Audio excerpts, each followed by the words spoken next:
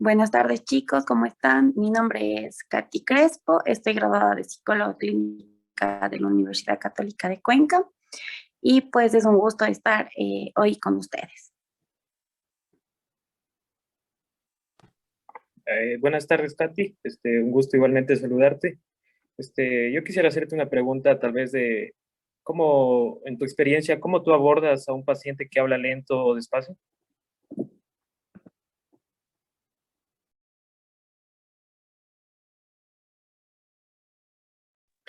Ya, en este caso, recuerden que los problemas del lenguaje, las personas que lo tratan son terapistas del lenguaje. Sin embargo, nosotros como psicólogos, lo que hacemos es primeramente empatizar con el paciente, es decir, si el paciente habla lento, tenemos que estar a la misma medida que él, tratar de estar en su misma sintonía para que él se sienta comprendido y se sienta que el terapeuta lo esté entendiendo.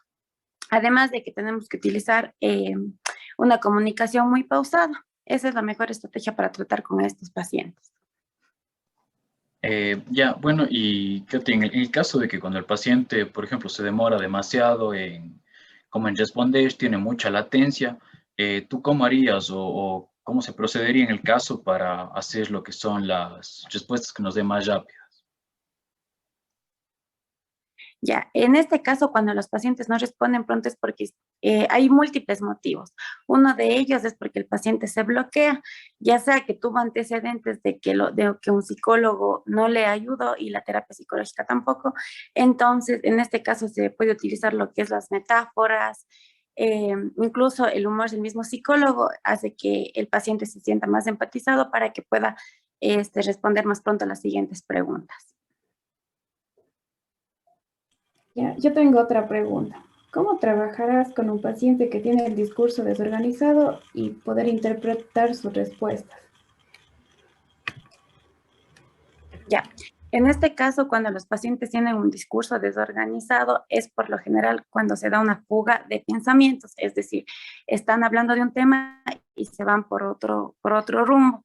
Entonces, lo que los terapeutas en este caso hacemos es aplicar la técnica de la centralización para seguir con la terapia, con el paciente. Em, bueno, muchas gracias. Yo también me surge una duda con respecto a los pacientes. Por ejemplo, en el caso de un bloqueo en un discurso normal de un paciente, ¿cómo procederías? Ya, en este caso son pacientes con una poca identificación y reconocimiento emocional. Como se mencionó anteriormente, también se puede aplicar lo que es la técnica de las metáforas. Por lo general, esto se da cuando el paciente tiene una alta resistencia en la terapia, es decir, piensa que el psicólogo no le va a ayudar en absolutamente nada. Además, no puede expresar lo que siente, entonces el terapeuta, al acogerse al paciente, y sobre todo esto se da con pacientes que son autoexigentes consigo mismos. Entonces, lo mejor que se puede aplicar aquí es las metáforas que es dentro de la terapia breve centrada en soluciones, que se trabaja en el aquí y a la hora. Muchas gracias. Bueno, para darle finalidad, tengo la última pregunta, que serían cuáles son los criterios que más se destacan en un paciente con mutismo y de qué manera obtendrías la información adecuada. Ya, bueno, aquí hay que recalcar que el mutismo se relaciona mucho con la parte infantil y la ansiedad. Entonces, existe lo que es el mutismo total y el mutismo selectivo. En el mutismo total, el paciente no habla en ningún aspecto de su vida. A diferencia del mutismo selectivo, que el paciente sí lo hace, pero en ciertas circunstancias, es decir, puede ser con su familia, puede ser en la escuela, dependiendo cada niño o niña, ¿no?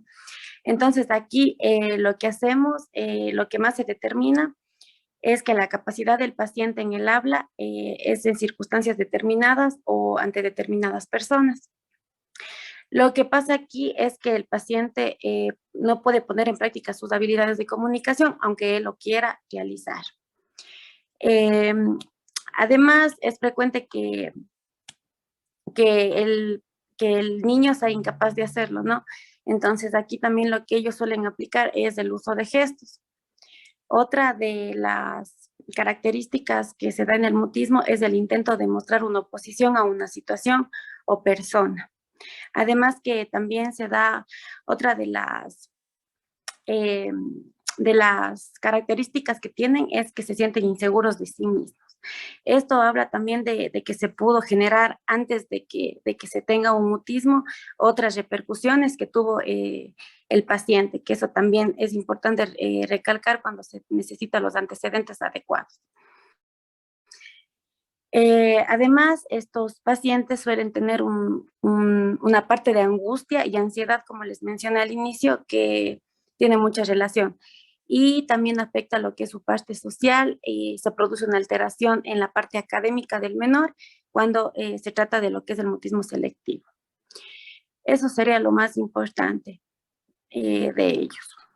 Listo, Katy. Muchísimas gracias por la entrevista, por resolver todas nuestras dudas.